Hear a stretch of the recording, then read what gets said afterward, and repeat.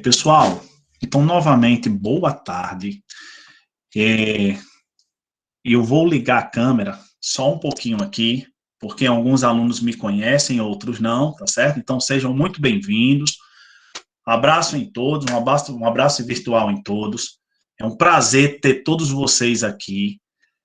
Estamos passando aí, todos sabem, por uma situação muito, mas muito difícil no mundo, no nosso país, e enfim. Mas os nossos objetivos, os nossos sonhos, eles continuam, tá certo? Então, de alguma forma, aí nós temos esse projeto, eu acho que já é o terceiro ano, coordenado pelo professor Marcelo, com o intuito de dar uma ajuda para quem pretende fazer um Enem, ingressar numa universidade e assim por diante, tá bom? Então, assim, eu acho que já foi explicado para vocês.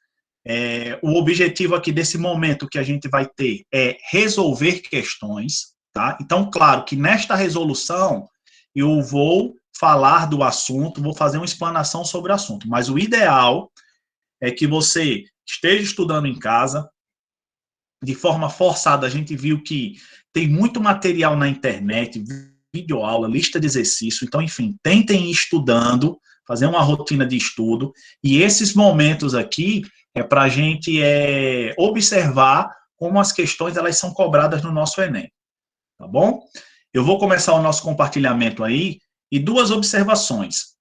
Quando eu estou compartilhando, pessoal, aí fica muito difícil eu olhar o chat, né? Tem professor que até liga o celular e fica olhando para o celular, ou liga outro computador, fica com duas máquinas, uma para o chat e outra para a apresentação. Eu só estou com uma máquina aqui, tá? E eu gosto disso. Então, se tiver alguma dúvida no meio da explicação, pode pedir a palavra. Professor, isso assim, assim, assado. Pode me interromper, que eu até gosto. Se tiver com algum problema no microfone, ou está com vergonha, escreva no chat, alguém no chat aí, o monitor, ele pode fazer a pergunta para mim, tá bom? Mas assim, às vezes vem perguntas no chat e fala assim, o professor não está respondendo. É porque quando eu estou na apresentação fica difícil de ver, tá bom? Sejam bem-vindos. Estão programadas 11 aulas de Química. 6 serão comigo, só para vocês terem uma ideia de como a gente vai trabalhar. E 5 com o professor César Brantes. O professor César Brantes é um professor excelente, é do campus de Santa Cruz, trabalhou muitos anos comigo nas escolas particulares. Ele tem um canal, ele está fazendo um canal no YouTube com várias aulas, então não percam a oportunidade de assistir a aula dele, não. Ele vai dar um endereço, vai dar esse subsídio, vai convidar vocês para assistir essas aulas aí que ele está dando no YouTube. É um professor excelente, não percam essa oportunidade, não. Eu vou tentar trabalhar com funções inorgânicas, que é o último assunto lá de Química 1, e vou entrar na parte de estequiometria e fisicoquímica. Tá? Então, hoje eu vou falar um pouquinho de funções inorgânicas e suas aplicações, principalmente ligadas ao meio ambiente, e vou entrar na parte de estequiometria e fisicoquímica. O professor César vai falar da primeira parte de química geral e vai entrar em química orgânica. Tá? A gente não pode falar desse assunto todo, mas a gente vai montar as listas, as questões, com o objetivo de trabalhar esses assuntos. Tá bom? Forte abraço em todos e vamos lá para a nossa aula. Vou desligar aqui a câmera.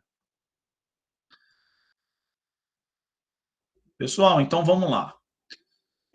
Eu acredito que vocês já tenham essa lista aqui, tá? É uma lista até bem grande. Consegue visualizar meu compartilhamento aí, pessoal? Sim, professor. Beleza. Então, enfim, eu acho que tem 16 ou 18 questões. Não dá para resolver tudo hoje, tá, pessoal? Na verdade, em média, aí, nessas aulas, eu consigo resolver de 7 a 8 questões. Como esse primeiro assunto é muito teórico, talvez eu consiga até resolver mais, tá? 9, 10 questões.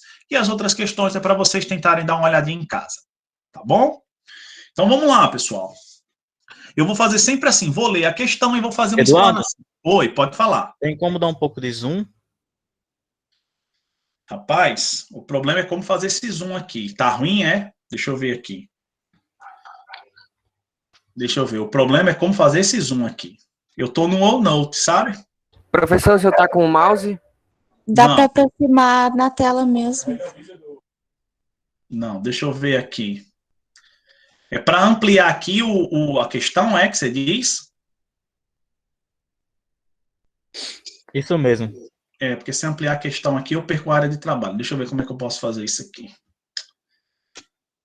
Eita, danado. Deixa eu ver. O professor João Vitor Gugel sugeriu Ctrl com mais. Deixa eu ver aqui. Eu sei que com o mouse dá certo, eu não sei. É porque eu tô sem mouse aqui. Deixa eu ver aqui. O OneNote, ele justamente bota essa página aqui lateral para eu poder escrever, sabe? Porque eu vou escrever aqui. Deixa eu ver aqui. Eu seguro o Ctrl e apertar a tecla do mais. Eu tô fazendo isso. Não vai, não. Vai, não. Vai, não. Entendeu? Porque no Word eu sei que vai, entendeu? Mas aqui eu nunca pedi essa solicitação, não. É porque tem muita gente assistindo no celular, né? Deixa eu ver aqui como é que eu faço. Com essa eu não esperava, viu, pessoal? Deixa eu ver aqui. Inserir página inicial. Eu acho que aqui eu tenho como dar um zoom.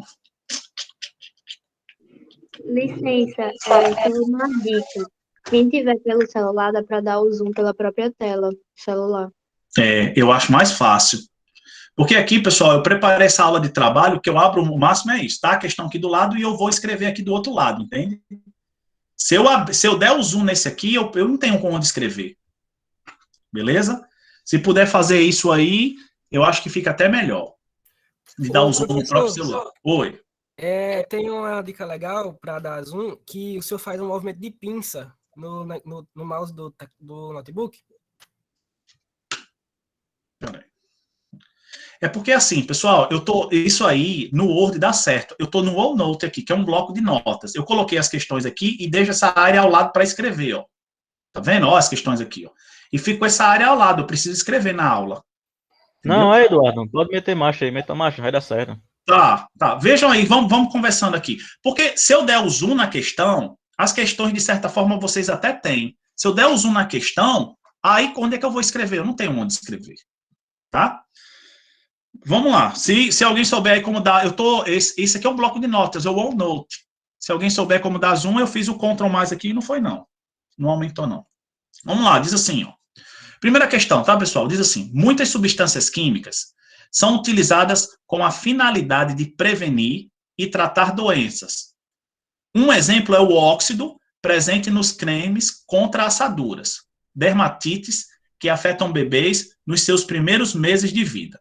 Geralmente, essas dermatites acometem a região da pele coberta pela fralda. A substância que pode corresponder àquela citada como um exemplo no texto é o... Então, vamos devagar. Então, o texto aqui, pessoal, fala de um óxido. Então, vamos localizar onde está esse óxido aí nos nossos estudos. Então, a primeira coisa, tá? Tema da nossa aula, funções inorgânicas e meio ambiente. Vamos relacionar as funções do assunto, principalmente com o meio ambiente e suas tecnologias. Mas primeiro eu tenho que saber o que é uma química orgânica, o que é uma função inorgânica. Então, a química, gente, ela divide os seus estudos em dois grandes grupos, tá? A química orgânica e a química inorgânica, que é o objetivo da aula de hoje, tá? Química orgânica, vocês vão ver questões com o professor César. Orgânica e inorgânica. A química orgânica, pessoal, é chamada química do carbono.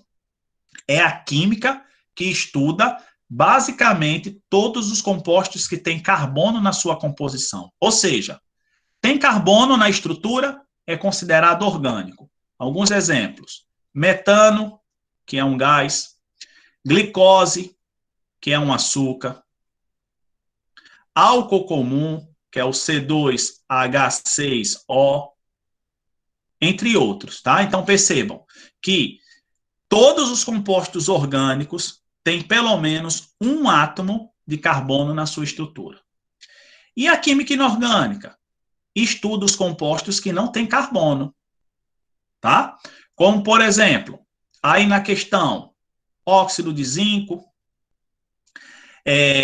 ácido clorídrico, NaCl e assim por diante, tá? Então, a primeira coisa, gente, tenham em mente aí essa divisão. Isso aqui é muito importante, para não confundir orgânica com inorgânica. A inorgânica estuda os compostos não carbonados, os compostos sem carbono. E a orgânica, os compostos que têm carbono. Existem algumas exceções. Existem compostos, são pouquíssimos, que têm carbono, mas, devido às suas propriedades e origem, são considerados inorgânicos. Que compostos são esses? Os gases CO e CO2, carbono na forma de grafite e carbono na forma de diamante. Além disso, sais que contêm os íons carbonatos e seus derivados, cianeto e seus derivados. Então, assim, são pouquíssimos em relação aos compostos que têm carbono. Em geral, tem carbono é orgânico, o que não tem é inorgânico. CO, CO2, carbono grafite, carbono diamante, os sais que contêm um ânion carbonato e cianeto, apesar de ter carbono, por causa das suas propriedades e origem, nós estudamos dentro da química inorgânica. Tá bom, pessoal? São exceções. Em geral, química inorgânica estuda os compostos não carbonados. É o objetivo da nossa aula de hoje. E a química inorgânica? É dividida em partes. Essas partes nós chamamos de funções. Quais são as funções? Ácidos, bases,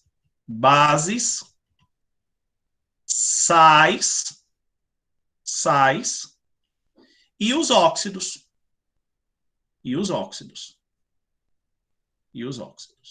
Tá certo? O que vem a ser um ácido, pessoal? O que vem um ácido? Qualquer coisa aí, peçam aí para me interromper, para parar, alguma dúvida, enfim. O que é um ácido? Existem 3 definições para ácidos. Em geral, quando a gente começa a inorgânica, a gente vai para a definição mais simples, que é a definição de Arrhenius. O que Arrhenius disse? Que ácido é qualquer substância que em meio aquoso libera íons H+. Então, em geral, os ácidos vão ter um hidrogênio junto com um ânion. Alguns exemplos. HCl, H2SO4, HCN e etc. Tá certo? Então, Hzinho na frente e um ânion em seguida, nós temos os famosos ácidos de Arrhenius. Bases. Segundo Arrhenius, uma base se caracteriza pela presença do ânion hidroxila. Tá? Então, se é um ânion, vem acompanhado de um cátion. E esse cátion, em geral, sempre vem na frente. Então, por exemplo, NaOH é o hidróxido de sódio. CaOH2 é o hidróxido de cálcio. Eu fiz um traço, não era a intenção, não. Não vou pegar a borracha ali, que demora muito. E assim por diante. Tá? Sais, o que são sais? São compostos iônicos que têm um cátion diferente do H+, e um ânion diferente do OH-. Exemplos. O famoso sal de cozinha, carbonato de cálcio, o espaço está pequeno, entre outros, tá certo? E o óxido, pessoal, o que é um óxido? Esse óxido a gente lembra de oxigênio. Então, um óxido é um composto binário. O que é um composto binário? É aquele formado por 2 elementos, o oxigênio e o cátion. Só que o oxigênio é sempre o mais eletronegativo e tem NOx-2. Alguns exemplos. CO2, né, que apesar de ter carbono é um óxido, a gente estuda dentro da inorgânica. Al2O3.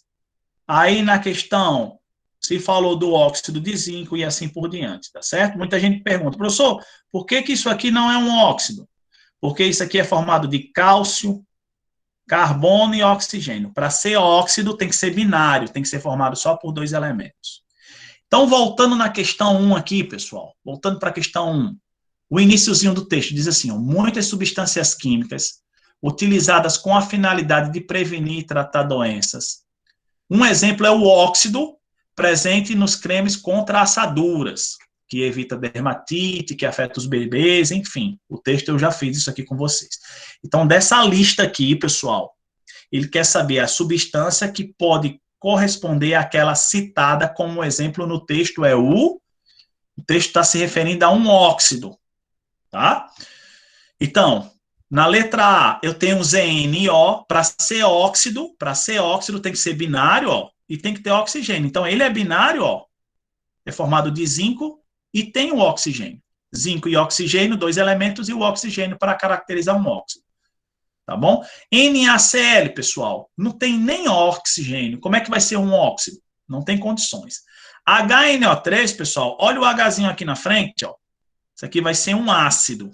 Vai ser um ácido. Tá? Vai ser um ácido.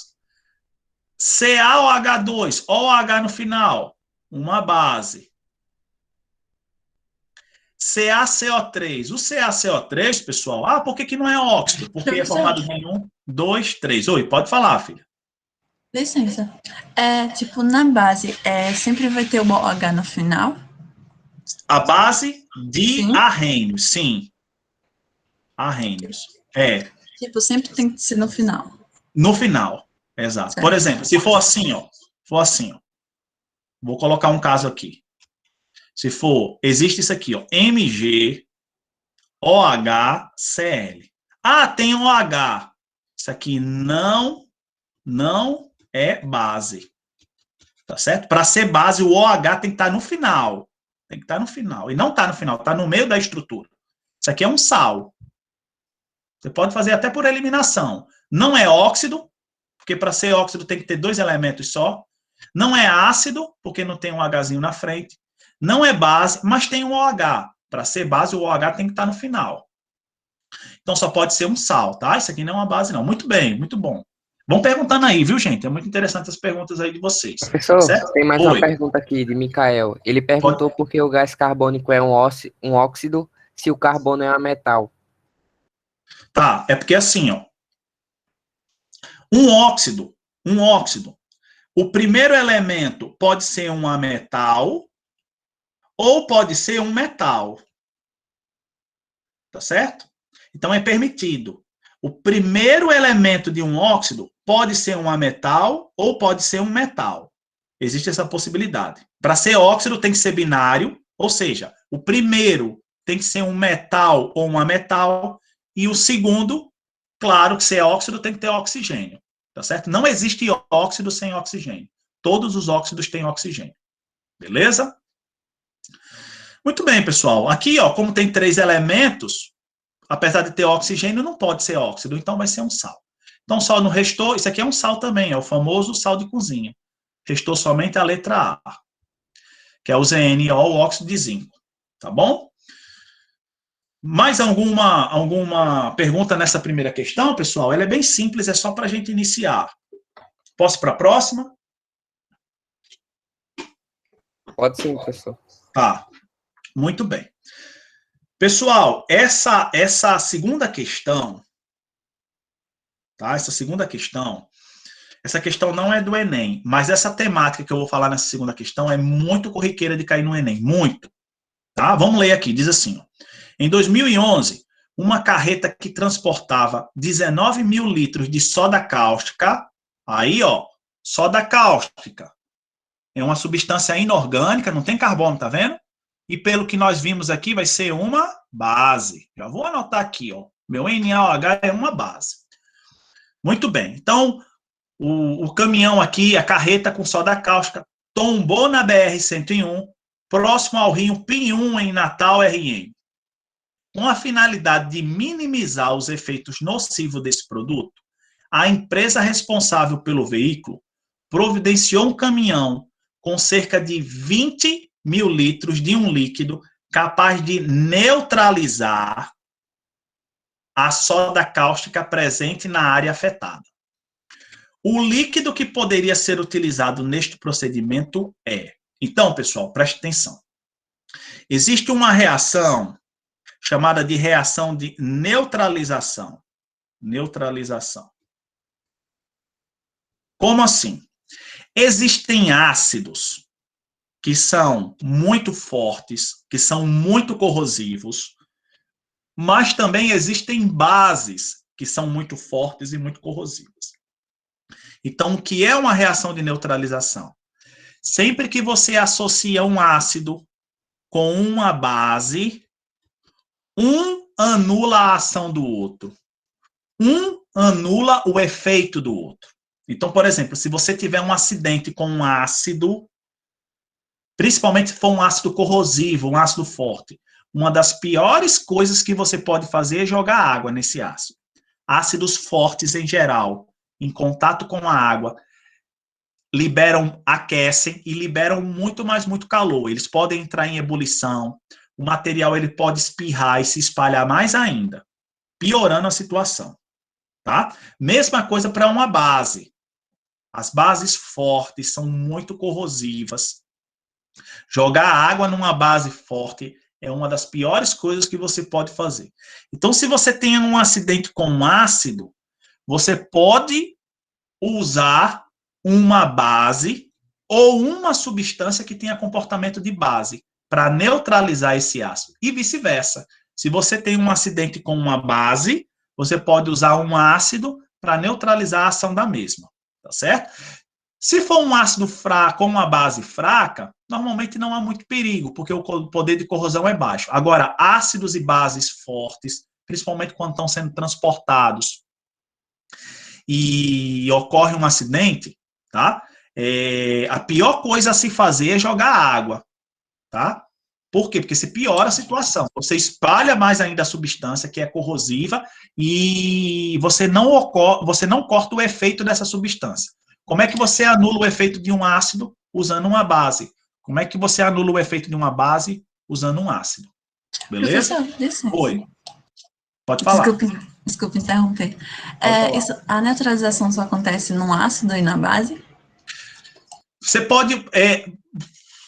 em geral, a gente começa com ácido em base, mas assim, no lugar da base, eu posso usar um sal que tenha comportamento de base, tá? Que é chamado de sal básico. Existem alguns sais que, apesar de ser sal, tem comportamento de base. Então, por exemplo, eu posso neutralizar um ácido usando uma base, ou usando um sal básico, ou usando um óxido que também seja básico. Tá certo? Então, eu não preciso usar necessariamente uma base. Eu posso usar um sal ou um óxido que tenha comportamento de base. Tá? E a mesma coisa, uma base, eu posso neutralizar ela usando um sal ácido. Existem sais que, apesar de ser um sal, dentro da água tem comportamento de ácido, nós chamamos de sal ácido, ou um óxido que tenha comportamento de ácido, tá? Então, assim, eu quero neutralizar uma base. Você tem 3 opções. Você pode usar um ácido, você pode usar um sal ácido ou um óxido ácido. Você tem que usar uma substância que tenha comportamento ácido. Eu quero neutralizar um ácido. Você pode usar uma base, um sal básico ou um óxido básico. Tá bom? Muito bem. Gente, então, veja bem, ó o problema da questão.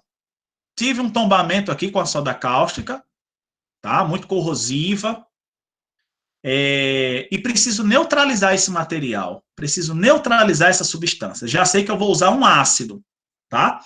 Qual é a dificuldade dessa questão? Que ele não colocou se era um ácido ou se era uma base. Ele colocou o nome de certas substâncias que a gente usa no dia a dia, tá? Que a gente usa no dia a dia, e a gente não sabe se é ácido ou se é básico. Então, assim, pessoal, isso daqui vem com a leitura, vem com a resolução de questões. Isso daqui é impossível da gente memorizar. De tanto trabalhar, de tanto fazer questões, a gente vai memorizando algumas substâncias. Também não vai colocar coisa muito complicada aqui. Então, por exemplo, vinagre, tá certo? Não é muito correto isso não, pessoal. Mas, assim, tem alguns autores que dizem que todo ácido tem gosto azedo. Não deixa de ser uma verdade.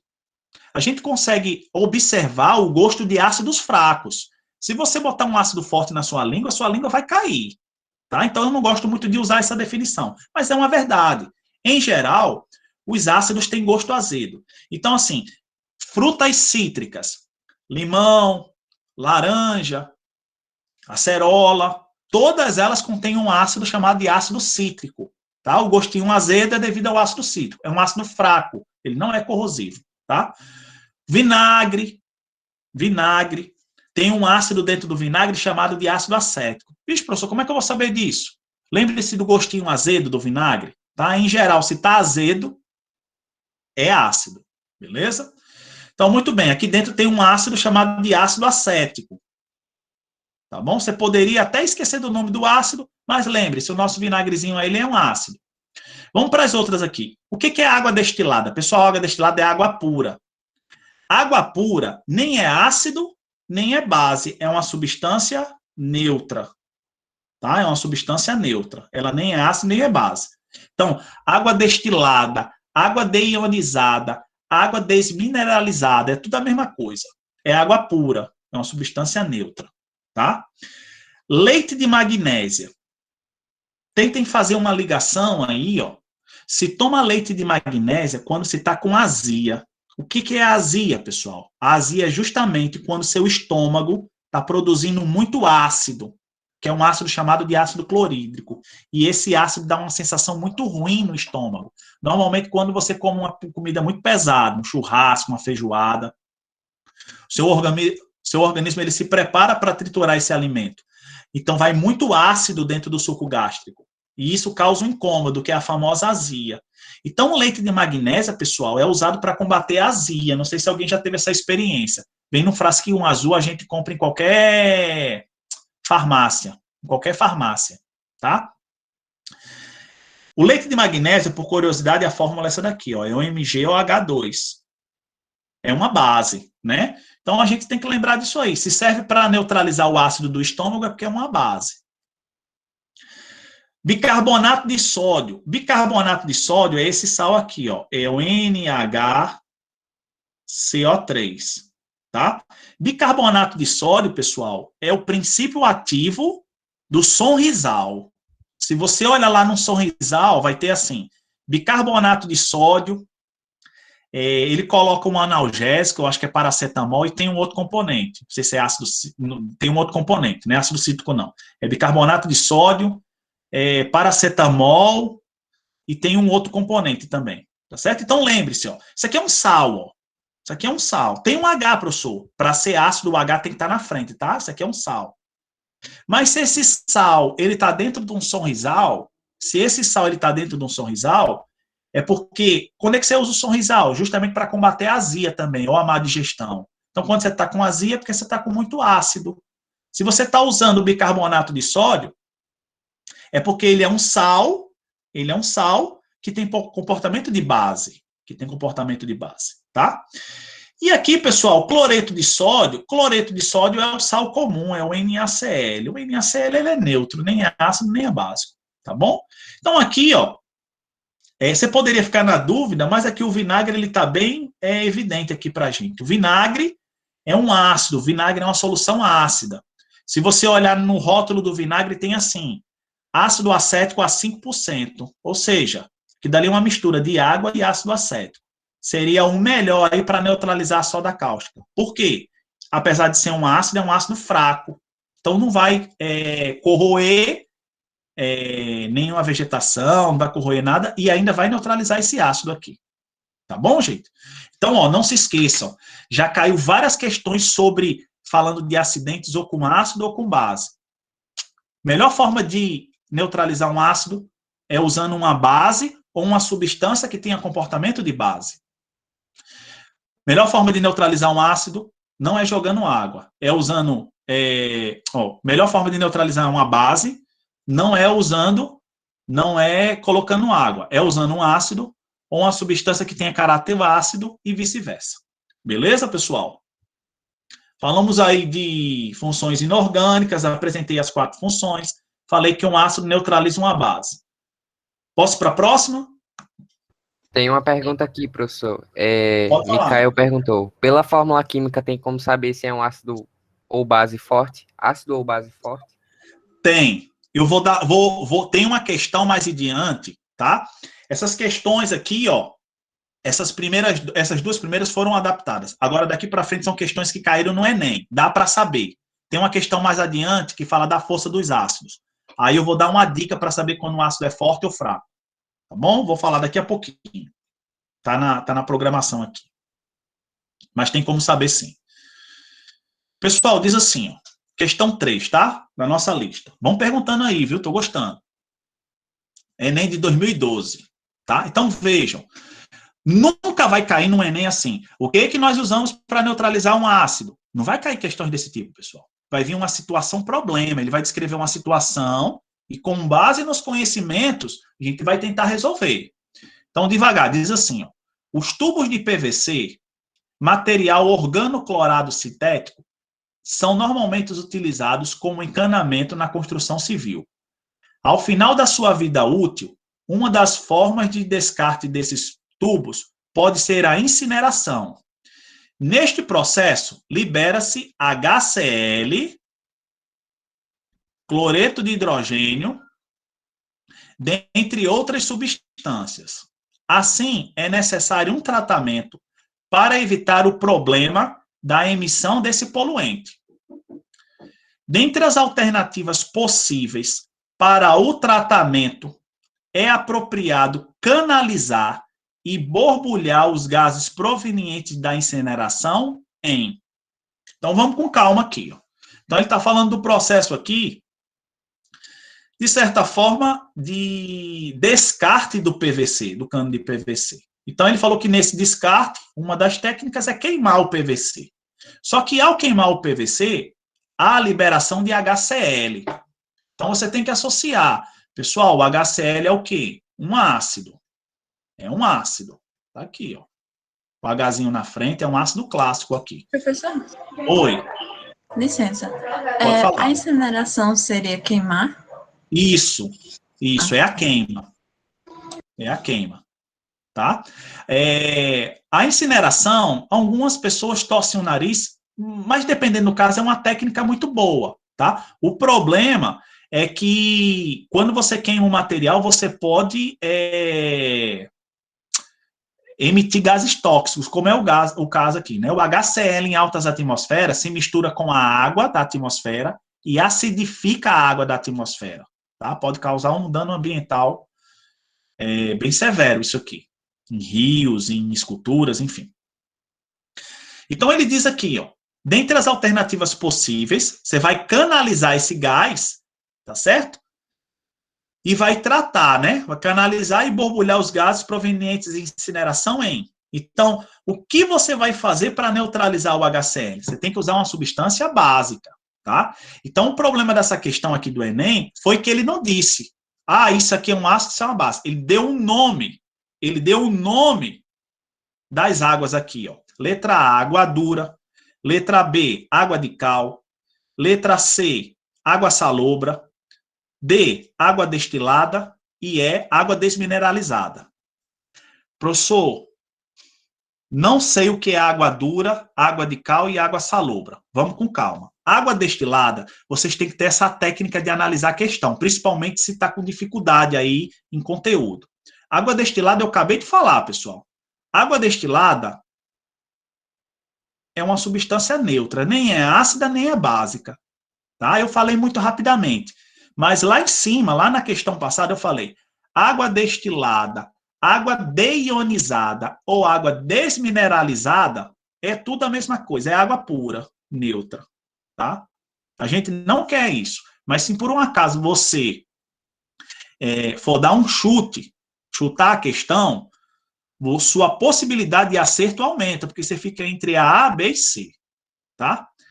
Água salobra, pessoal, tem alguns interiores aí que tem problema de abastecimento e você tem um contato com essa água salobra. Para quem não sabe, a água salobra é uma água com excesso de sais, ela vem com muito sal. Tá? Então, assim, alguns desses sais pode até ser básico, mas a gente não tem muita certeza. Tá? A água salobra é uma água normalmente tirada de cisterna, só que ela vem com alto teor de sal. É ruim para tomar banho, que o sabão não ensaboa, não espuma, o shampoo a mesma coisa. Tá? Água dura é uma água com excesso de cálcio e magnésio. Tá? Cálcio e magnésio. Pessoal, a tabela periódica, o cálcio, vixe, essa tabela não ficou muito legal não, mas é só a intenção aqui. Aqui tem os gases nobres. Só a intenção. Magnésio está aqui, ó, e o cálcio está por aqui. Numa família chamada de 2A. Família 1A e família 2A são chamadas de alcalinos. Alcalino significa básico. Alcalino significa básico, tá? A água dura, ela tem caráter básico devido à presença de cálcio e magnésio, tá? Essa questão aqui, eu lembro que na época ela foi até um pouco assim contestada. Então, água salobra é com excesso de sais, água dura é uma água que tem muito cálcio e muito magnésio. Estou na dúvida, vou colocar um pontinho. Água de cal, pessoal, o que é cal? Tá? Aí por isso que é importante a gente dar uma estudada, ler. Eu acredito que se cair uma questão dessa, essas questões aqui normalmente aparecem nos livros, nas apostilas. Cal, existem dois tipos de cal, tá? A cal virgem, que é o CaO, tá? E a cal, quando está misturada com a água, que é cal hidratada. Cal hidratada é a CaOH2, tá certo? CaOH2. Então, quando ele diz água de cal, é porque ele pegou a água e dissolveu hidróxido de cálcio, que é nitidamente uma base. Tá? Então, assim, acontece isso muito no Enem. Eu não descarto a água dura, não. A água dura, ela é alcalina, porque tem muito cálcio e muito magnésio. Então, às vezes, no Enem, aparecem duas respostas, só que você vai para aquela que é mais correta, que é mais seguro. A água de cal, pessoal, é uma água com hidróxido de cálcio, com nitidamente uma base formada. Tá? Então, seria a nossa melhor resposta aqui. Se eu tenho um HCl e ele pode causar um problema ambiental, eu tenho que neutralizar com uma base. Que base seria essa? A melhor opção aí é a água de cal. O que é a água de cal? É o hidróxido de cálcio, eu vou colocar aqui, dissolvido na água, em meio aquoso, tá? A água dura, ela tem até uma alcalinidade, só que a água de cal é melhor, porque você tem propriamente já uma base formada, seria mais eficiente no tratamento do HCl. Entendido, pessoal? Então, coisas de Enem, viu? Duas questões, só que tem uma mais certa do que a outra, então você vai na B aqui. Alguém quer falar aí? Professor, Oi. professor, Pode falar. o CaO seria um oxigênio? Um óxido, quer dizer? Aqui, CaO, isso aqui é um óxido. Sim. Muito bem, isso aqui é um óxido. Tá certo? É um óxido. Só que é um óxido que tem caráter básico. É um óxido básico. Consegue neutralizar o HCl também. É um óxido. Isso aqui é um óxido, isso aqui é uma base, tá? Isso aqui é chamado de cal virgem e isso aqui é chamado de cal hidratada, quando ele tem COH2. Muito bem, gente. Muito bem. Vamos lá, ó. Quarta questão. Diz assim, ó. Enem de 2015. A soda cáustica pode ser utilizada no desentupimento de encanamentos domésticos e tem em sua composição hidróxido de sódio como principal componente, além de algumas impurezas. A soda normalmente é comercializada na forma sólida, mas que apresenta aspecto derretido. Ele colocou entre aspas porque não é derretido.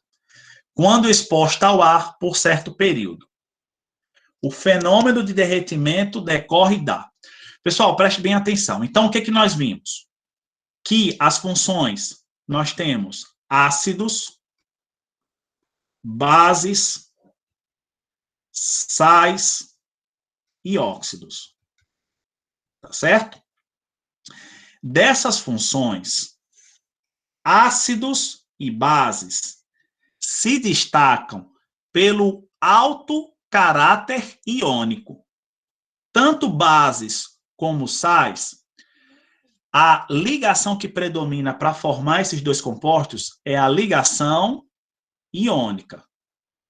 A base só tem uma exceção, sal não tem nenhuma exceção. Todos os sais são iônicos. Todas as bases são iônicas, só o hidróxido de amônio que não é, tá? Então, em geral, bases e sais, praticamente todos são compostos iônicos, ou seja, formados por um íon positivo, que eu vou chamar de X, e um íon negativo, tá? Esses íons têm uma característica que nós chamamos de higroscopia, são higroscópicos. O que é isso? Eles absorvem água naturalmente. Não sei se alguém já teve essa percepção. Se você pegar um saleiro, claro, saleiro tem sal dentro, sal comum. Se ele ficar muito tempo aberto, tá? Até mesmo fechado, se não tiver vedado, você vai perceber que depois de um certo tempo, o sal ele fica meio úmido. Da onde que vem essa água? O sal, pessoal, comum, ele se encaixa nesse critério que eu falei. Ele é um composto iônico e todos os compostos iônicos são higroscópicos, ou seja, naturalmente absorvem água. Eles absorvem água, às vezes absorvem tanta água que eles se dissolvem nessa água, dando esse aspecto de derretido. Tá bom?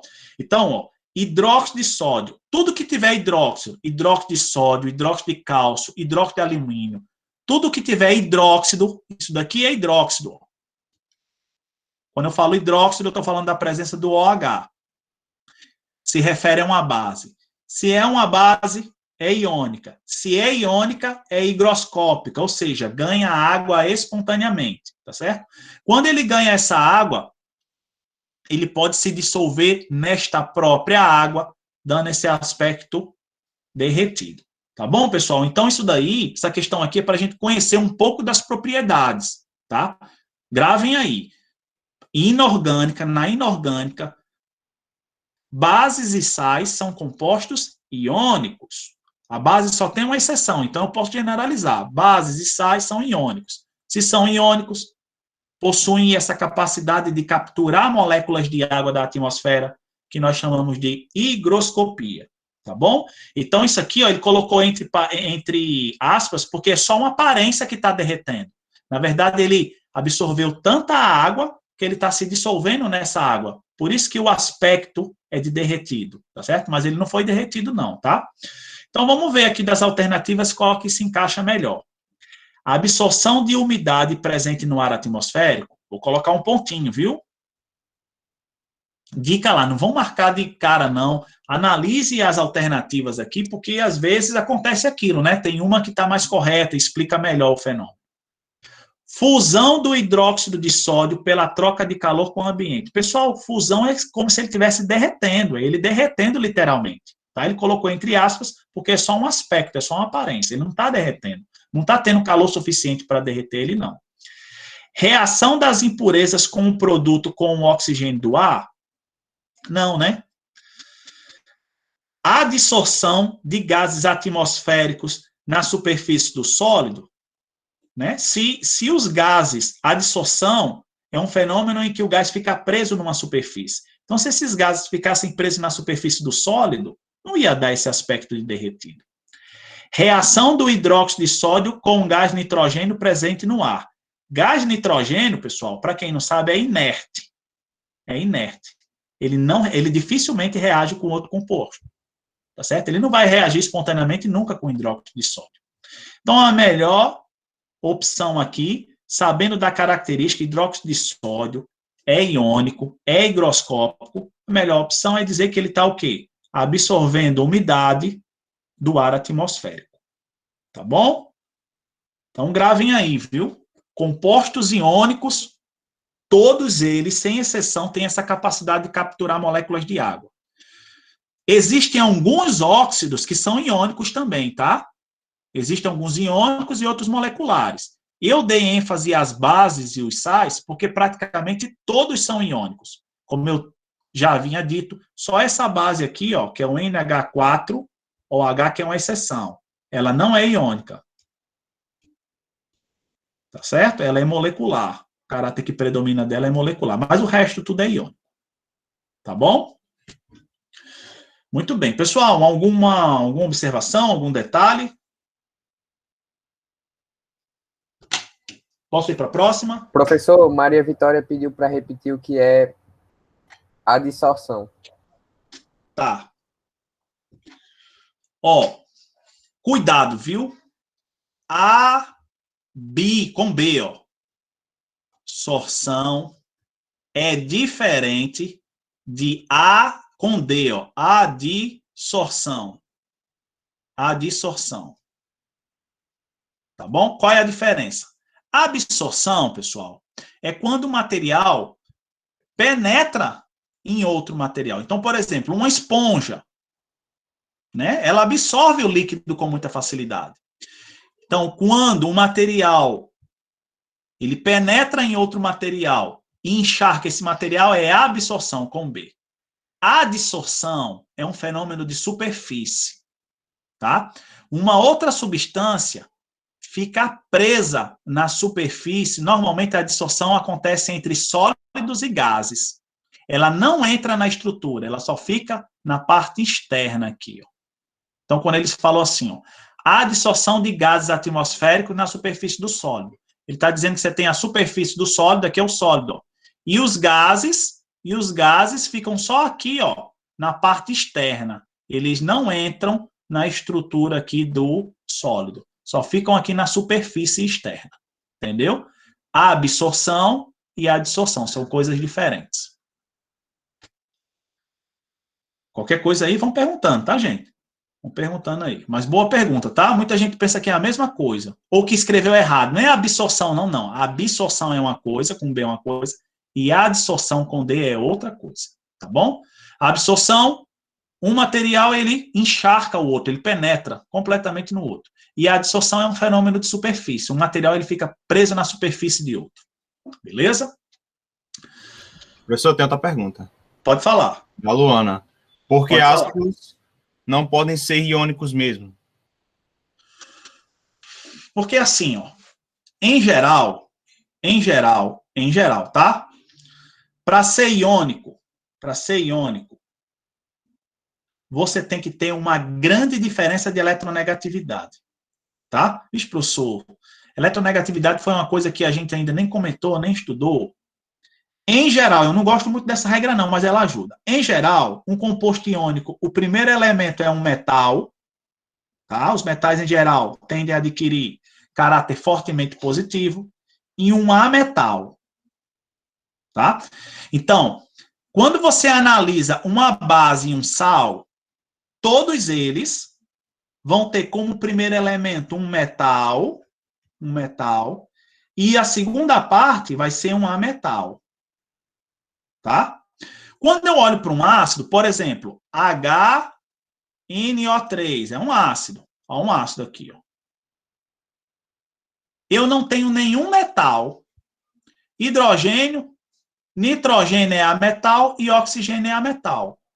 Tá certo? Então, não aparece um metal para dar a diferença de eletronegatividade e ele poder ser iônico. Por isso que a gente considera ele molecular. Embora o H em meio aquoso se transforme num íon, né? Aí dá a impressão que é um composto iônico. É uma boa pergunta isso aí, tá? Porque o HNO3, dentro da água, forma H+, e NO3-. Como é que ele forma dois íons sem ser iônico? Tá certo? Apesar dele formar dois íons dentro da água, a gente não considera ele iônico. Por quê? Porque o primeiro elemento não é um metal.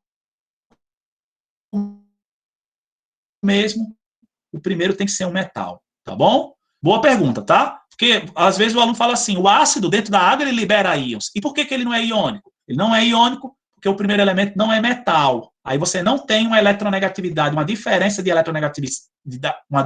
eletronegatividade suficiente para caracterizar o composto como sendo iônico. Muito boa a pergunta, viu? Gostei. Qualquer coisa vão falando aí, tá? Vou para a próxima aqui. Tem outra também. Pode É do falar. Micael. São duas. Pode falar. Professor, Pode falar. em relação aos gases inertes, eles são eles necessariamente nunca reagem, e a outra, ou são pouco reativos? Pouco reativos. São pouco reativos, tá? Porque o N2, tá? Ele pode até reagir. Agora sim, em altas temperaturas, em condições drásticas de pressão e usando um catalisador.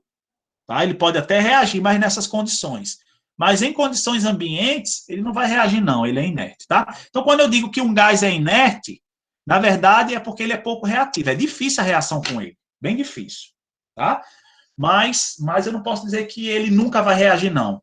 Tá? Ele pode reagir em condições extremas, altas temperaturas, catalisador e pressão, tá? Nitrogênio, ele é usado para inflar alguns saquinhos de salgadinho. Alguns salgadinhos, não sei se vocês já viram, ele vem um meio cheinho, como se tivesse ar dentro. Não é ar, é nitrogênio. Por que se coloca nitrogênio? Justamente para ele não reagir com o salgadinho e comprometer o gosto, né? Ele é inerte, tá? Mas é isso aí. Ele é inerte, mas não significa dizer que ele nunca vai reagir. Ele pode reagir em condições extremas. Muita temperatura, pressão e usando catalisador. Tá bom? Tem mais alguma pergunta aí, gente? Professor, eu tenho uma. Pode Rapidinho. falar. No caso, se esse ar dos pacotinhos realmente fosse oxigênio, eles murchariam? Rapaz, eu vou ser bem sincero. Normalmente eles murcham por causa de água. O salgadinho, ele é higroscópico, ele absorve água.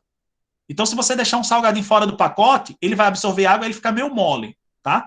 Se tiver oxigênio, gente, o oxigênio não é inerte, ele é um oxidante fortíssimo, tá? Então, ele pode oxidar o salgadinho e comprometer o gosto, o valor nutricional e até mesmo degradar esse salgadinho mais rapidamente, tá? Então, muita gente fala assim, vixe, estão me enganando, vem cheio de ar o salgadinho. Não, é nitrogênio. Normalmente colocam nitrogênio dentro dos salgadinhos, tá? Que é para preservar ali o salgadinho por mais tempo. Não é ar não, viu? Porque o ar tem oxigênio e tem umidade.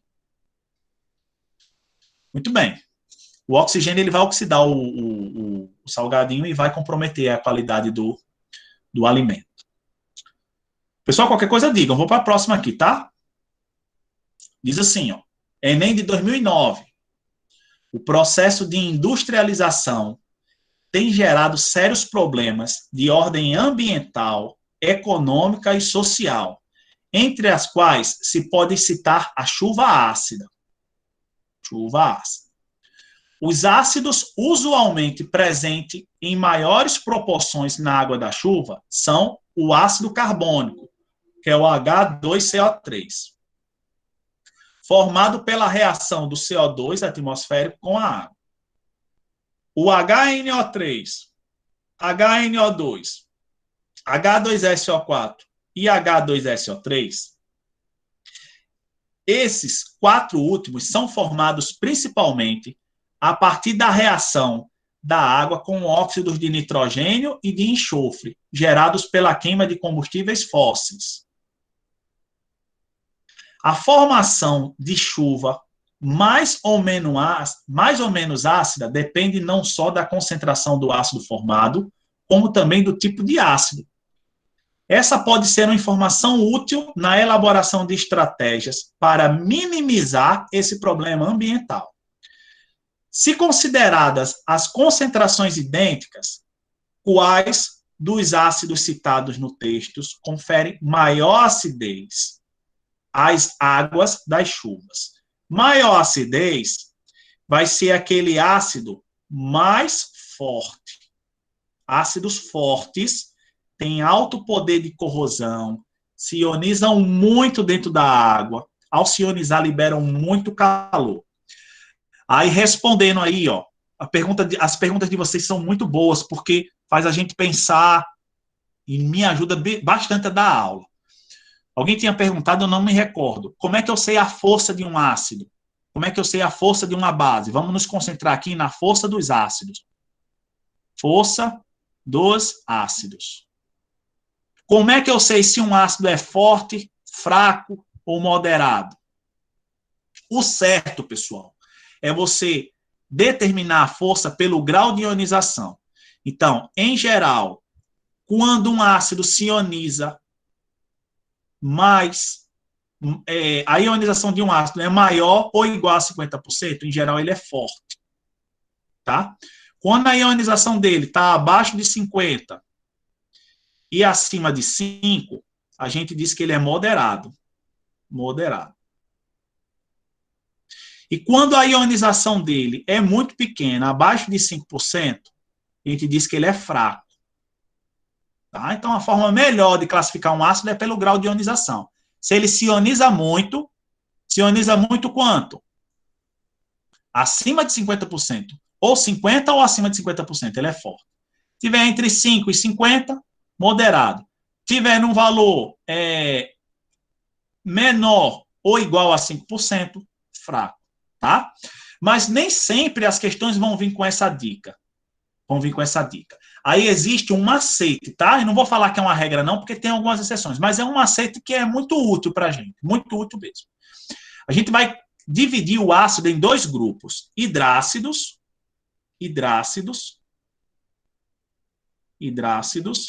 e oxiácidos.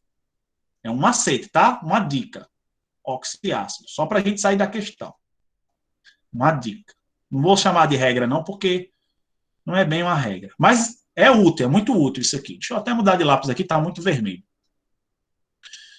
Pessoal, o que é um hidrácido? É um ácido sem oxigênio.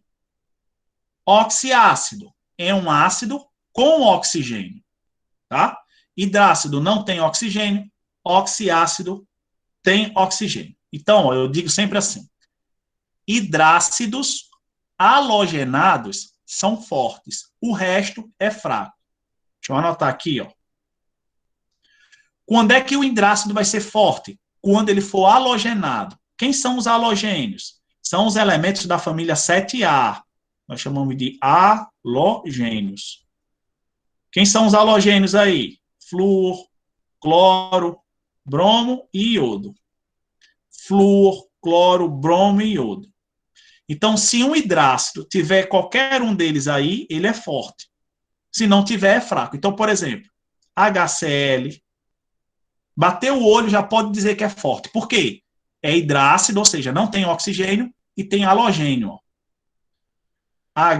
HI é forte também, é hidrácido e tem halogênio.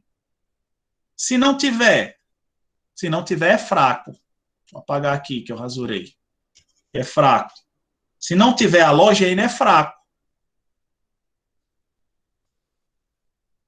Vou botar aqui, fraco. Rapaz, isso aqui, estou apanhando aqui. Fraco. Então, por exemplo, HCN. Primeiro, é um hidrácido? É. Por que é hidrácido? Porque não tem oxigênio. Carbono não é halogênio, nitrogênio não é halogênio. Então, como é um hidrácido sem halogênio, é fraco. Tá? Outro, H2S. É hidrácido? É, porque não tem oxigênio. E tem halogênio? Não. O S, que é um enxofre, não é halogênio. Então, hidrácidos, se tiver halogênio, é forte. Se não tiver, é fraco. Tá? Só existe uma ovelha negra aqui, ó. É o único moderado. O único, que é o HF. Pessoal, o HF era para ser forte. Mas ele não tem esse comportamento, porque a ligação entre o H e o F é uma ligação muito forte, então ele tem dificuldade de se ionizar. Tá? Então ele fica aí no meio termo. De moderado, só existe ele. Não existe outro hidrácido moderado. Os hidrácidos, ou eles são fortes, ou eles são fracos. O único moderado é o HF. O HF era para ser forte, mas a gente observa na prática que ele é moderado. Tá certo? Então, faça uma anotaçãozinha aí. Hidrácidos halogenados são fortes. O resto é fraco. Eu tenho só um problema com HF aqui. Para os oxiácidos, pessoal, você vai subtrair.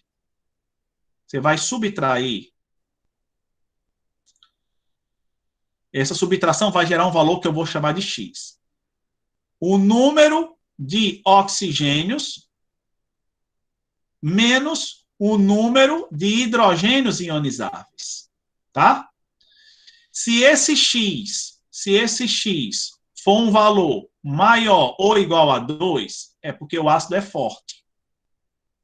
Se esse X for igual a 1, moderado, desculpa aqui, viu? Se esse X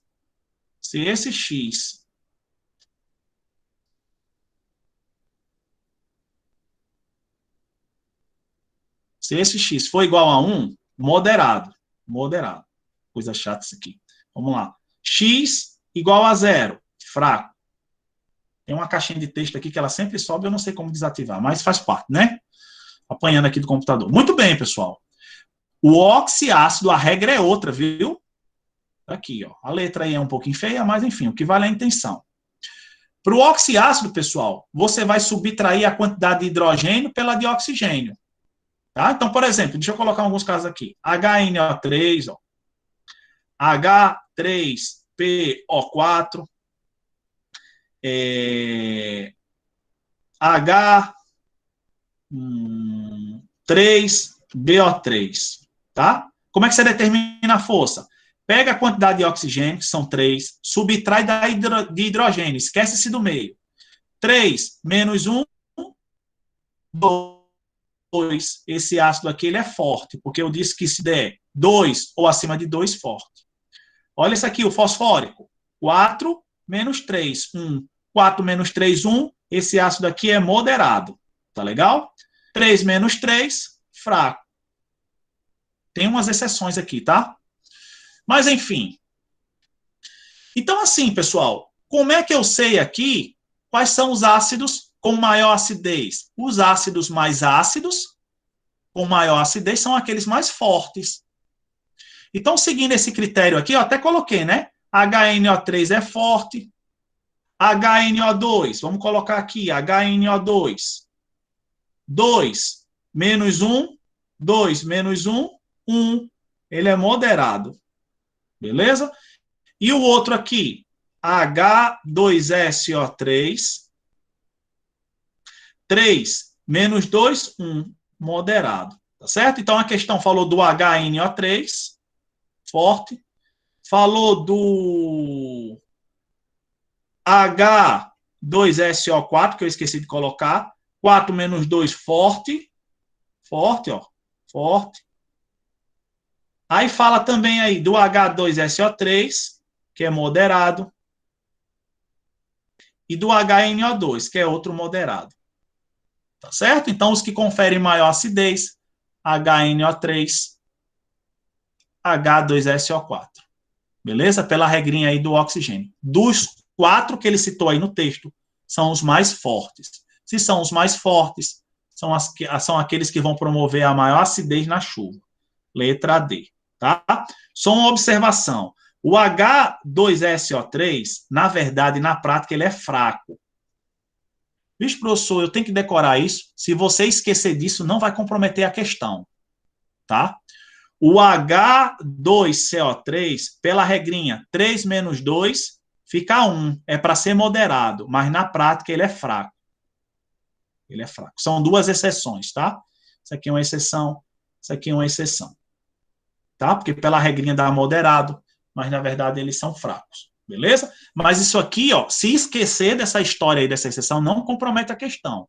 Porque HNO3 e H2SO4, pela regrinha, facilmente você vê que eles são os mais fortes aí. Então, se são os mais fortes, confere a maior acidez à água aí da chuva. Beleza, pessoal? Algum questionamento aí? Alguma pergunta?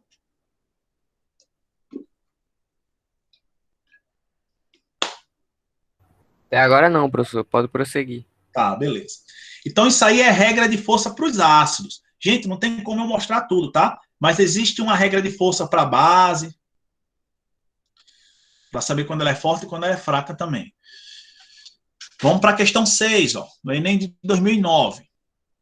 Diz assim, ó, a atmosfera terrestre é composta pelos gases nitrogênio, oxigênio, que somam cerca de 99%, e por gases traços, entre eles o gás carbônico, vapor de água, metano, ozônio, óxido nitroso, que compõem o restante de 1% do ar que respiramos. Os gases traços, por serem constituídos por pelo menos 3 átomos, conseguem absorver o calor irradiado pela Terra, aquecendo o planeta. Esse fenômeno, que acontece há bilhões de anos, é chamado de efeito estufa. A partir da Revolução Industrial, no século XIX, a concentração de gases traços na atmosfera, em particular o CO2, tem aumentado significativamente, o que resultou no aumento da temperatura em escala global.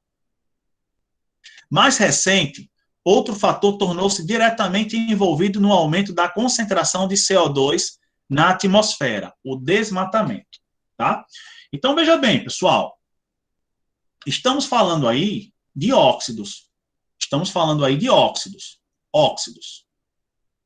Tá bom? Óxidos.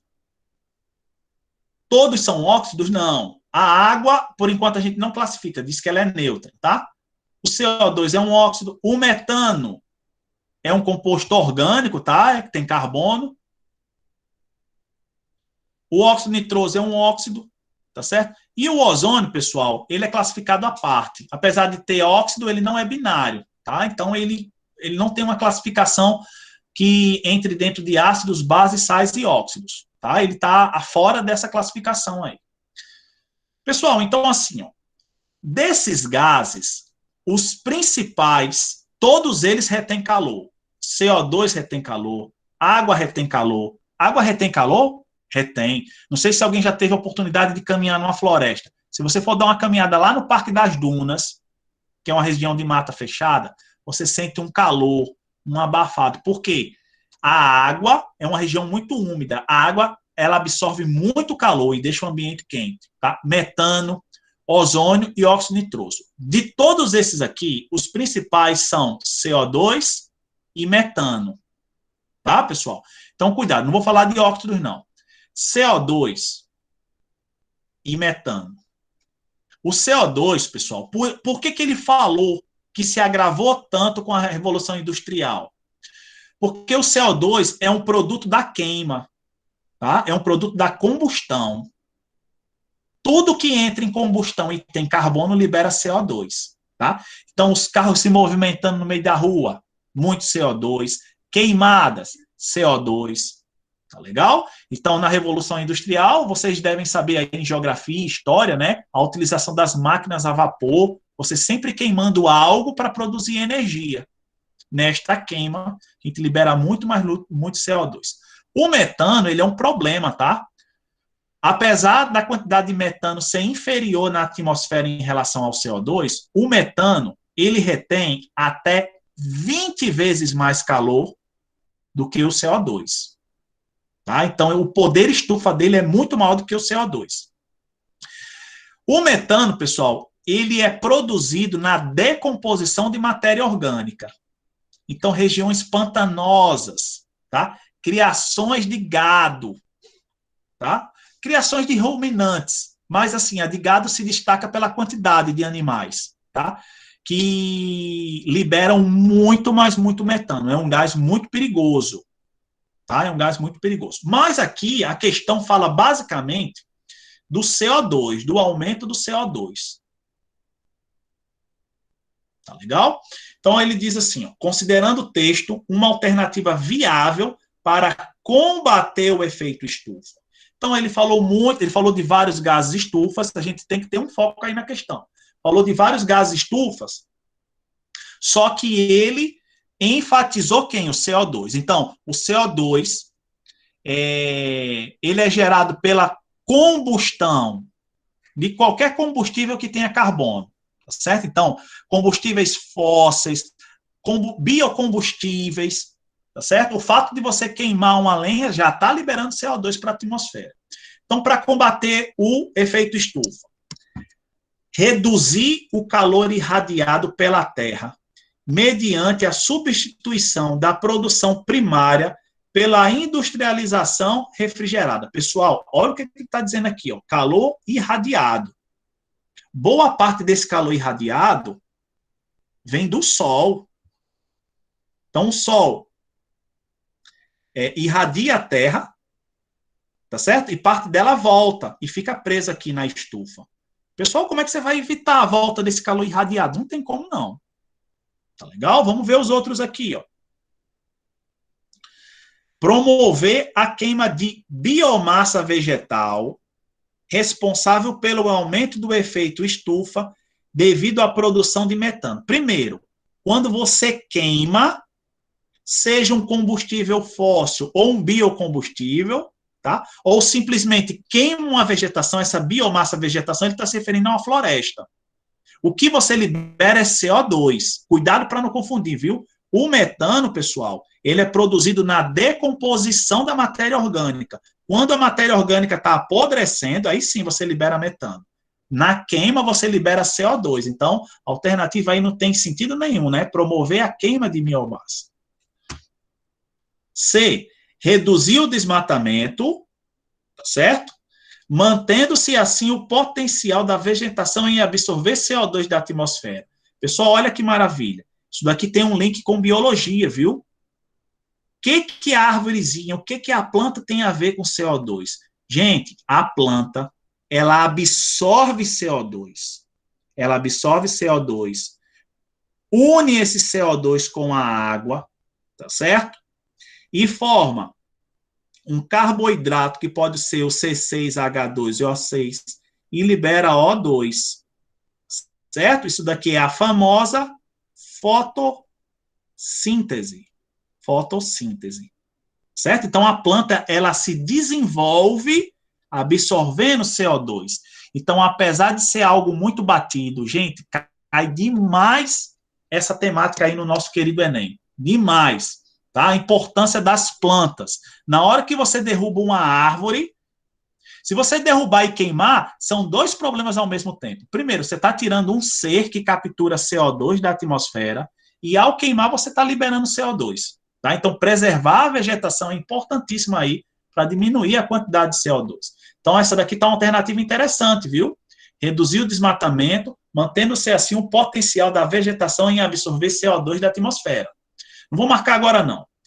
Aumentar a concentração atmosférica de água. Pessoal, se eu aumentar a quantidade de água na atmosfera, vai aumentar mais ainda o efeito estufa, porque ela absorve grande quantidade de calor. Certo? Veja aqui, ó. Ele quer combater o efeito estufa. Se eu aumentar a quantidade de água, ó, como ele absorve calor, o efeito vai ser contrário. Remover moléculas orgânicas polares da atmosfera, diminuindo a capacidade delas reter calor, tá certo? Moléculas orgânicas, pessoal, a maioria, principalmente as que são formadas, todas que são formadas de carbono e hidrogênio, são apolares. Apolares. Certo? Não tem muito sentido isso, não. Não tem nenhuma molécula orgânica aqui. A única molécula orgânica é CH4. Tudo que tiver carbono e hidrogênio é apolar. Não tem polos. Tá bom? Então, a melhor aí seria a letra C. Letra C. Chamando a atenção aí para a questão ambiental, tá? Não confunda CO2 com metano. São dois gases estufas, só que a gente estuda CO2 em óxidos, em funções inorgânicas. O metano é um hidrocarboneto. Normalmente a gente estuda lá em orgânica, logo no iniciozinho, lá em alcanos, tá bom? Os dois retêm calor. Origem do CO2, basicamente queima de materiais carbonados, tá? E o CH4 é decomposição de matéria orgânica, que libera o CH4. Beleza? Alguma observação, pessoal? No chat não tem nenhum, não, professor. Tá certo. Ah, Mikael mandou um agora. Explica, por favor, por que a água retém calor. Ele disse até numa parte do texto aqui, ó. Ele falou aqui, deixa eu pegar uma partezinha aqui do texto aqui. Aí eu vou explicar o porquê. Ele fala que moléculas com 3 átomos, deixa eu ver aqui. Gás de carbono, metano, óxido, que compõem 1% que respiramos. Você é constituído de pelo menos 3 átomos. E o que tem a ver 3 átomos? Eu vou generalizar. Então, imagina aqui, a água tem esse formato aqui. Tá? O que acontece? Por que ela retém calor? parte desse calor vibra essas ligações ficam vibrando, tremendo. Tá certo? Então, essa energia proveniente do calor é como se ficasse, fica armazenada na molécula. Tá? Esse calor é capturado de que maneira? De que maneira? Esse calor, ele vai para a ligação química e fica vibrando essa ligação química. Só que em algum momento, a água libera esse calor, mantendo um ambiente quente. Tá certo? Então, o calor, ele não se dissipa.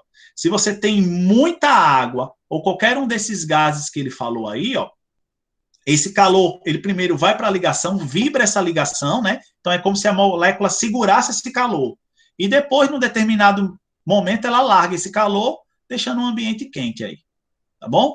Moléculas com 3 ou mais átomos têm essa característica, tá? Ficam vibrando suas ligações, é uma forma dela armazenar esse calor. De certa forma, armazenar esse calor. Tá?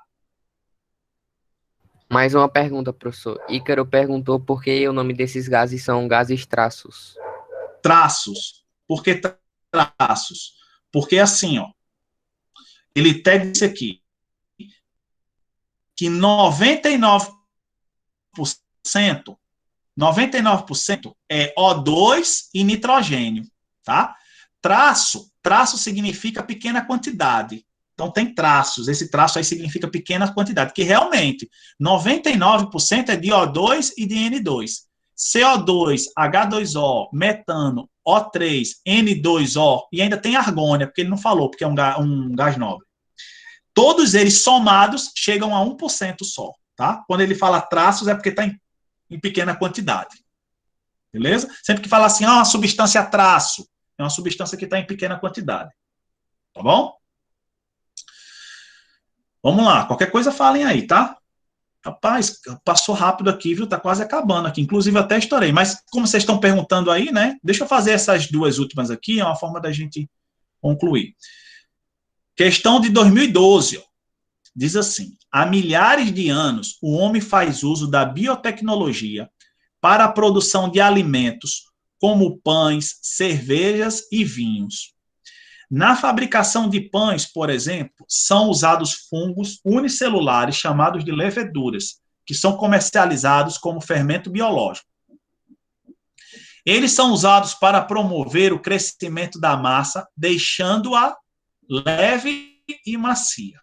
O crescimento da massa do pão, pelo processo citado, é resultante da... Pessoal, então veja bem aqui. Isso daí, de certa forma, está dentro do nosso assunto, tá? Então, claro que não tem como você conhecer a fundo todas as funções inorgânicas, mas vejam que já algumas questões eu venho falando do CO2, certo? Então, assim, o CO2, o que nós podemos dizer? É um óxido, é produzido nas combustões, então tudo que queima e tem carbono libera CO2, é um gás que retém calor, que nós chamamos de gás estufa, tá? É um gás usado no refrigerante. Refrigerante, eu vou colocar aqui até um asterisco. Não é refrigerante, gente, que eu queria colocar. São bebidas gaseificadas. Toda bebida gaseificada, água com gás, refrigerante, cerveja, todos eles, aquele gás é o CO2, tá? E ele, pessoal, é o gás liberado por fermentos. Tá certo? Então, existem dois tipos de fermentos. Existem fermentos biológicos, ele explicou aqui, são fungos, né? Chamados de leveduras. E existem fermentos químicos, tá? Esses fermentos, eles reagem, eles têm um processo químico, mas no final sempre liberam CO2, tá? Se eu perguntasse para vocês, vixe, é muita gente, não tem como responder, não. Mas, assim, o CO2 é tóxico? Não. Não é tóxico.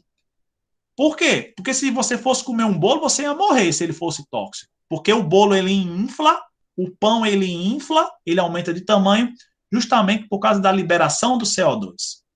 Tá bom, pessoal? Então, assim, claro que não tem como você saber tudo, mas, por exemplo, o CO2 é uma figura carimbada, aparece demais aí. É raro uma prova do Enem de um ano não falar, pelo menos, de uma questão de CO2. tá certo? Então, é um óxido, tem todas essas características aí, tá bom? Então, os fermentos, todos os fermentos, professor, todos, tanto químico como biológico, liberam CO2. Isso faz a massa aumentar de tamanho, né? Bolos, pães, usam desse artifício para aumentar de tamanho, tá bom? Então, como o nosso tempo aqui está diminuindo, CO2 é chamado de dióxido de carbono, que é o famoso gás carbônico. Gás carbônico, letra A. Ácido lático não, né? Formação de água. ATP, quem está estudando biologia vai ver que não tem nada a ver. E liberação de calor, tá certo? Então, o fermento, ele incha, ele faz a massa inchar justamente pela liberação desse gás aí.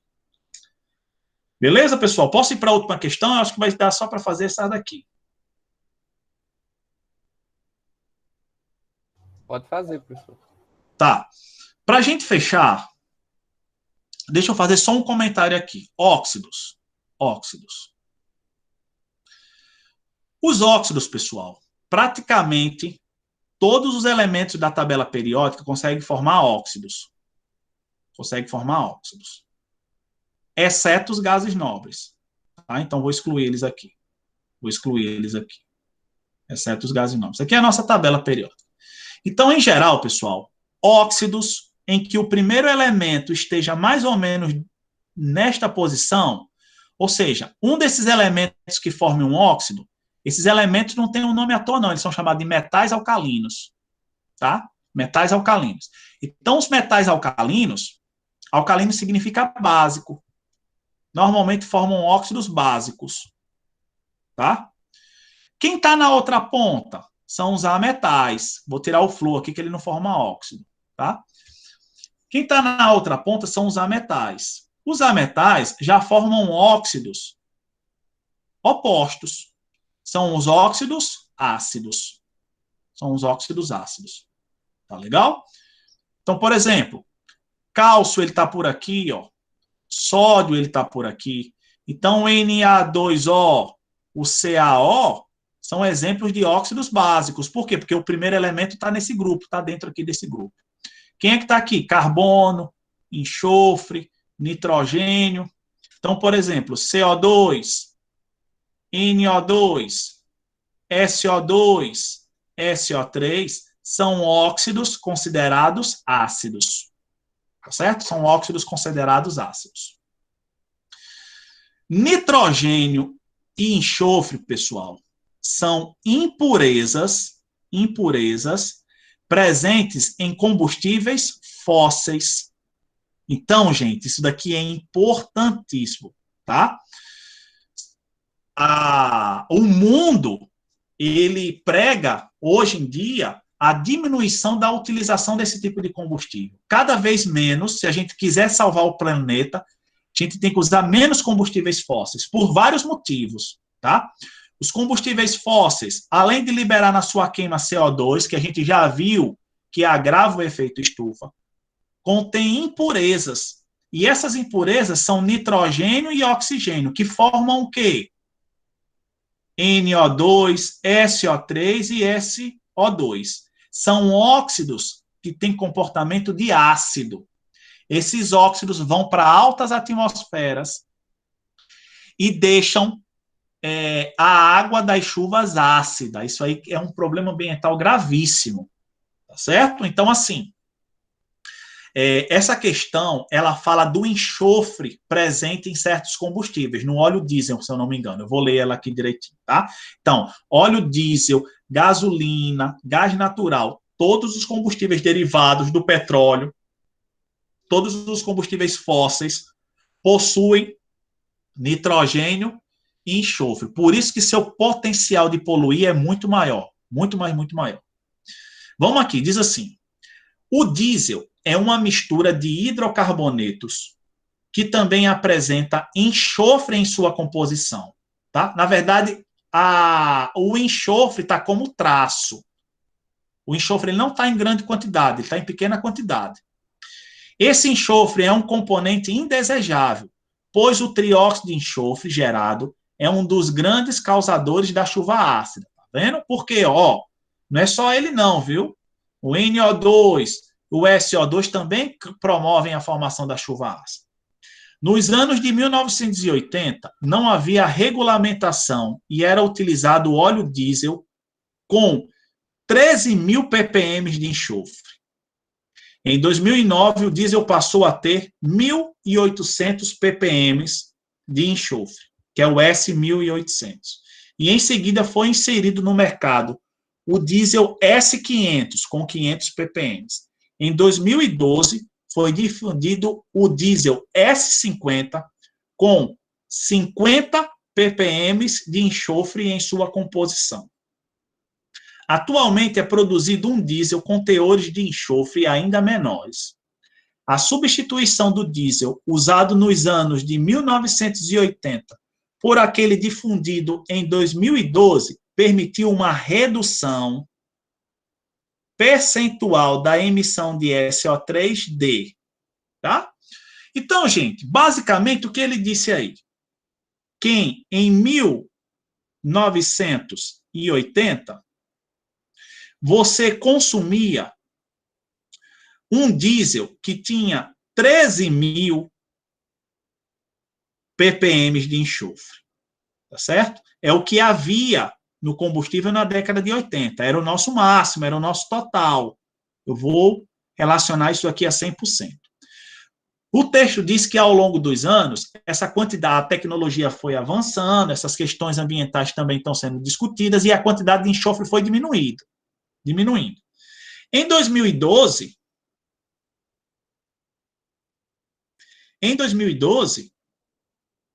o combustível utilizado tem apenas 50 ppm. 50 ppm. Tá? Então, o que ele está perguntando? Quando eu substituir esse por esse de 2012, lembrando que esse de 2012 tem só 50 ppm. Qual foi a redução? Quanto que reduziu em termos percentuais? Então, pessoal, se eu usava um combustível que tinha 13.000 ppm, e agora eu uso um que só tem 50 ppm, quanto reduziu? Qual foi a redução? É só a gente subtrair 13.000 de 50, pessoal. Aí eu acho o valor de 12.950, tá certo? ppm. Professor, esse valor não está do texto. É, pessoal, porque esse valor aqui ele fala da redução, o quanto reduziu. A redução era o que eu tinha, que era 13.000, menos quanto? 50, que é o que eu tenho hoje em dia. Então, eu tinha 13.000 e reduziu quanto? 12.950. Ele está perguntando quanto reduziu. Beleza? Então, isso daqui, na verdade, é só um cálculozinho matemático, uma regrinha de 3, pode até riscar esses zeros aqui, ó, e fazer a nossa continha. Tá certo? Nosso tempo está estourando aí, pessoal. Quando você fizer essa continha, você acha o valor bem bonitinho aí de 99,6%. Tá certo? Só uma observação. Isso daqui, eu não achei a questão até fácil. O problema é fazer essa conta aí, pensando nas outras questões que a gente tem para fazer, deu um númerozinho quebrado. Mas, enfim. Letra D de dado aí. Beleza, gente? Alguém quer fazer alguma colocação aí nessa parte final?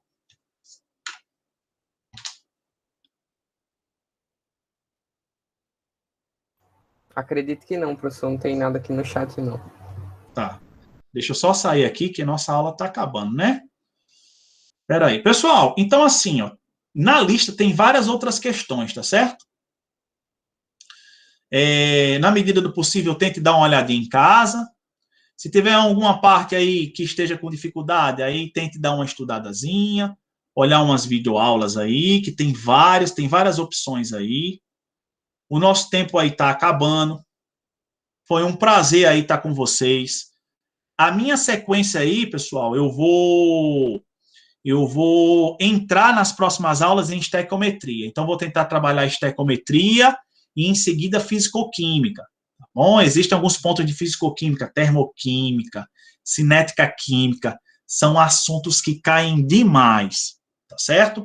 Eu digo sempre, o cara que estudou muito, ele não sabe de todas as questões, porque existem fatores emocionais ali no meio da prova, tá? Então, essas estratégias de resolver questão, pessoal, são importantes.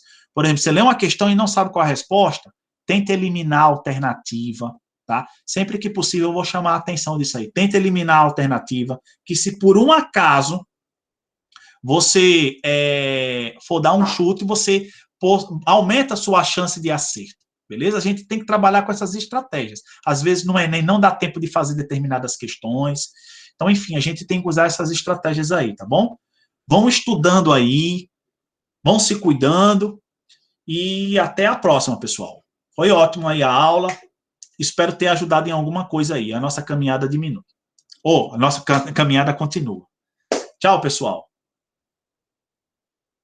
Professor, antes de encerrar, tem uma pergunta no chat de Ian Guilherme, se eu poderia... Tá, pode falar. Entre os combustíveis fósseis e os biocombustíveis, existe algum menos poluente ou ambos prejudicam de forma severa?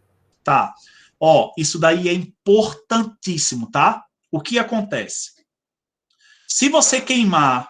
Porque o pessoal fala muito de biocombustível, mas tem que entender por que ele é melhor. O biocombustível é muito melhor, tá, gente? Primeiro, biocombustível, ele não tem as impurezas que os fósseis têm. Então, biocombustíveis, eles não têm enxofre nem nitrogênio. Então, essa problemática que foi apontada aí nessa última questão, a gente não tem, tá? Então, você não tem emissão de óxidos de enxofre, de óxido de nitrogênio por biocombustível. E o biocombustível, pessoal, ele vem da onde? Ele vem de um vegetal.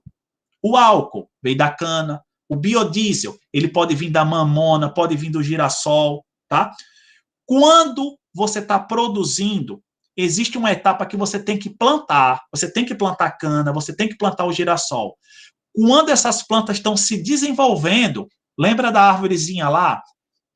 Quando a planta está desenvolvendo, ela captura, ela sequestra o CO2 da atmosfera, entende? Essa é a grande jogada dos biocombustíveis. Quando você queima o biocombustível, ele libera CO2. Mas o grande lance do biocombustível é que, no crescimento do vegetal, quando o vegetal está crescendo, ele absorve o CO2 que ele liberou na queima. Entendido? Então, existe esse jogo aí que é muito benéfico para o meio ambiente. O combustível fóssil, não. Ele só libera CO2 e não existe nenhum mecanismo para tirar esse CO2. O biocombustível, não. Quando a planta está se desenvolvendo, quando a planta está se desenvolvendo, ela absorve CO2.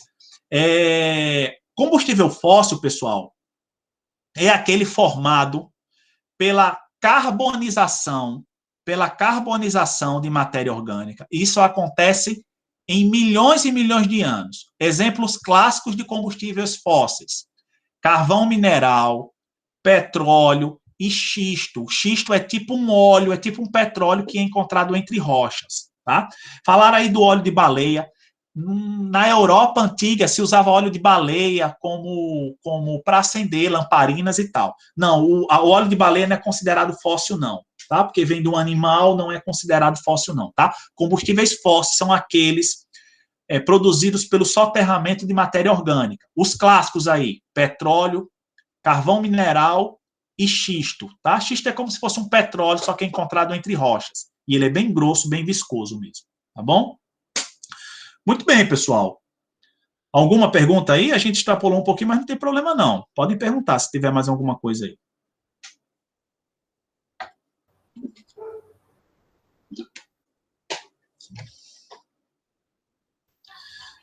Bom, eu creio que não tem mais nenhuma dúvida, né? A aula foi muito boa.